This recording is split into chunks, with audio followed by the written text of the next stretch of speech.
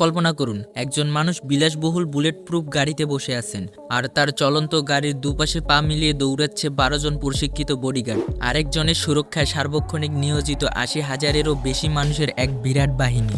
আর অন্যজনের নিরাপত্তা এতই গোপন যে তার প্রধান প্রহরীর নামটা দুনিয়া জানতে পেরেছিল এক ভুলবশত প্রকাশিত অতিথি তালিকা থেকে। এরা প্রত্যেকে এক একটা দেশ চালান, আর তাদের বাঁচিয়ে রাখতে প্রতিদিন যে বিশাল আয়োজন চলে সেটা শুনলে মনে হবে এ যেন এক আস্ত যুদ্ধক্ষেত্র।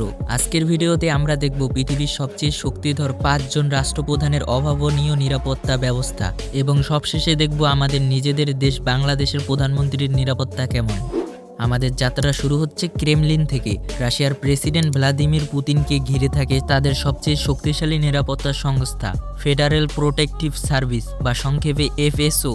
এই পুরো বাহিনীতে সদস্য সংখ্যা 50,000-এর কাছাকাছি, আর এর মধ্যেই রয়েছে প্রেসিডেন্সিয়াল সিকিউরিটি সার্ভিস নামের এক অতি অভিজাত কেন্দ্রীয় শাখা, যারা সরাসরি পুতিনের দেহ রক্ষার কাজ করে। তবে রাশিয়ার নিরাপত্তা ব্যবস্থা আসল চমকটা প্রযুক্তিতে নয়, মানসিকতায়। শোনা যায় পুতিন নাকি নিজেদের দেহরক্ষীদেরও পুরোপুরি বিশ্বাস করতে পারেন না। তার প্রহরীদের জন্য ব্যক্তিগত স্মার্টফোন ব্যবহার এবং গণপরিবহনে ওঠা কঠোরভাবে নিষিদ্ধ।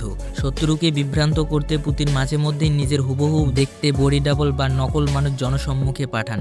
এমনকি বিদেশ সফরে গেলে তিনি কি খাবেন বা পান করবেন তাও তার নিজস্ব দল কঠোরভাবে পরীক্ষা করে। ক্ষমতার শীর্ষবিন্দুতে থাকা সত্ত্বেও চারপাশের প্রতিটি মানুষকে সন্দেহ করা, এই মানসিকতাই হয়তো রাশিয়ার প্রেসিডেন্টের নিরাপত্তার মূল ভিত্তি। তবে রাশিয়া যদি হয় সন্দেহের দুর্ভেদ্য দুর্গ, তবে আটলান্টিকের ওপারে আমেরিকা গড়ে তুলেছে সম্পূর্ণ অন্য এক প্রযুক্তিভিত্তিক নিরাপত্তা ব্যবস্থা।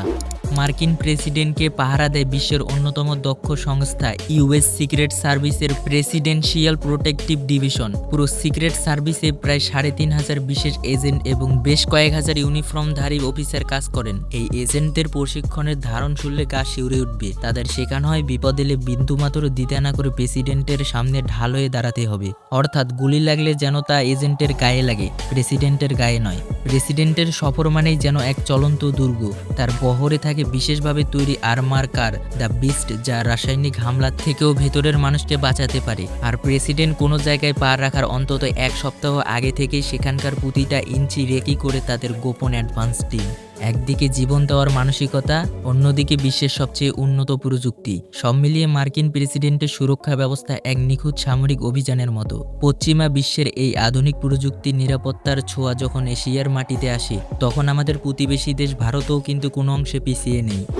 ভারতের প্রধানমন্ত্রীকে পাহারা দেয় স্পেশাল প্রোটেকশন গ্রুপ, সংক্ষেপে এসপিজি। 1984 সালে সাবেক প্রধানমন্ত্রী ইন্দিরা গান্ধী নিজের দেহরক্ষীদের হাতে নিহত হওয়ার পর 1988 সালে আইন পাশের মাধ্যমে এই বিশেষ বাহিনী তৈরি করা হয়। বর্তমানে প্রায় 3,000 সদস্যের এই বাহিনী রাত দিন প্রধানমন্ত্রীকে ছায়ার মতো ঘিরে রাখে। ভারতের প্রধানমন্ত্রীর নিরাপত্তার সবচেয়ে দৃশ্যমান শক্তি হলো তার গাড়িবহর। এতে রয়েছে বিশেষভাবে কাস্টমাইজ করা মার্সিডিজ মেব্যাক S650 গার্ড। গাড়িটি এমন শক্তিশালী সাজোয়া বর্মে তৈরি যে প্রায় 15 কেজি টিএনটি বিস্ফোরণ কিংবা পয়েন্ট ব্ল্যাঙ্ক রেঞ্জ থেকে একে 47 বার গুলিরও পর এর চামড়া ভেদ করতে পারে না। ফ্ল্যাট হয়ে যাওয়া টায়ারও এটি বহু কিলোমিটার পথ দ্রুত গতিতে ছুটে যেতে সক্ষম। ভয়ানক কোনো হামলার মুখোমুখি দাঁড়িয়েও নিরাপদে বেরিয়ে আসার এই সক্ষমতাই ভারতীয় প্রধানমন্ত্রীর নিরাপত্তার প্রধান শক্তি।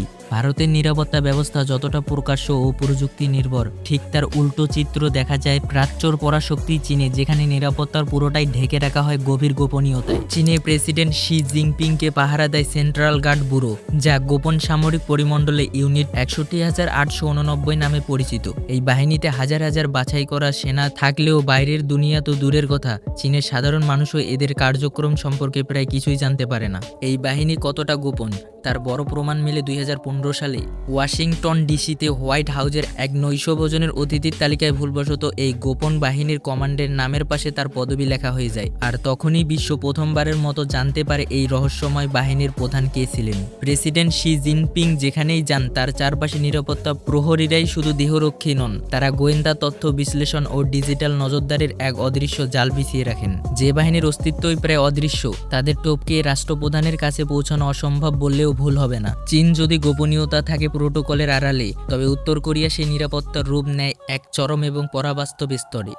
উত্তর কোরিয়ার সর্বোচ্চ নেতা কিম জং উনকে ঘিরে যে নিরাপত্তা ব্যবস্থা থাকে তা পৃথিবীর আর কোনো দেশের সাথে মিলে না। তার সুরক্ষায় নিয়োজিত রয়েছে প্রায় 1 লক্ষ সদস্যর এক বিশাল গার্ড কমান্ডো। কিম জং উনের চলন্ত লিমুজিন গাড়ির পাশে স্যুট টাইট পরা 12 জন বডিগার্ডের পা মিলিয়ে দৌড়ানোর দৃশ্য পুরো বিশ্বকেই অবাক করে দিয়েছিল। বিমানে হামলার ভয়ে তিনি সাধারণ বিমানে ভ্রমণ এড়িয়ে চলেন এবং বুলেট প্রুফ ও ভারী অস্ত্র সজ্জিত বিশেষ ট্রেনে করে যাতায়াত করেন। এমনকি আন্তর্জাতিক কোনো সম্মেলনে গেলে শত্রুপক্ষ যেন তার বর্জ্য পরীক্ষা করে স্বাস্থ্যগত বা ডিএনএ তথ্য না পায়, সেজন্য তার বহরে নিজস্ব বহনযোগ্য টয়লেটও রাখা হয়। একজন মানুষের প্রতিটা নিঃশ্বাস, খাদ্য, এমনকি শরীরের বজ্র পর্যন্ত রাষ্ট্রীয় গোপনীয়তায় বানিয়ে ফেলা নিরাপত্তার এমন চরম রূপ সত্যিই বিরল। বিশ্ব রাজনীতি ও পরাশক্তিগুলোর এই অবিশ্বাস্য আয়োজন দেখার পর এবার চলুন নজর ফেরা যাক আমাদের নিজেদের দেশ বাংলাদেশের দিকে। বাংলাদেশের প্রধানমন্ত্রীকে পাহারা দেওয়ার দায়িত্বে রয়েছেন স্পেশাল সিকিউরিটি ফোর্স, সংক্ষেপে SSF। 1986 সালে গঠিত এই অভিজাত বাহিনীতে বাংলাদেশ সেনাবাহিনী, নৌবাহিনী, বিমান বাহিনী এবং পুলিশ থেকে বাছাই করা সেরা অফিসারদের নেওয়া হয়।